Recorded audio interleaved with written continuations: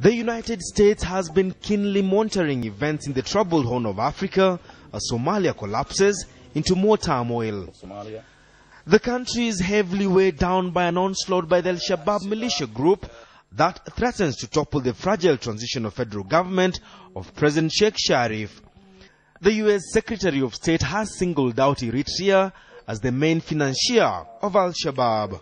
We believe that his government is the best hope we've had in quite some time for a return to stability and the possibility of progress in Somalia. The U.S. is now sending a strong message.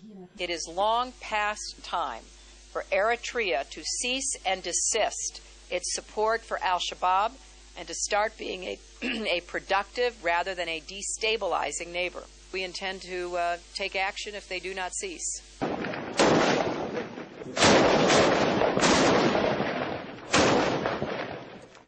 Al-Shabaab poses a threat to the international community. Kenya has also borne the brunt of the militia's activities.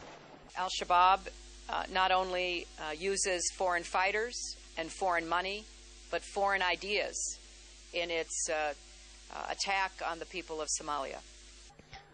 The United Nations puts the number of refugees fleeing the troubled state into Kenya at 30,000 every month. Kenya and the US have been dealt a devastating blow as a result of terrorist activities in the East African region.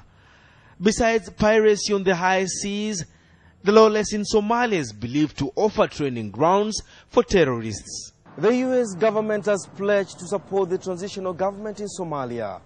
Kenya is highly relying on that effort in keeping its own borders safe and keeping an eye on its own national security. Denison Sarigo, NTV, Nairobi.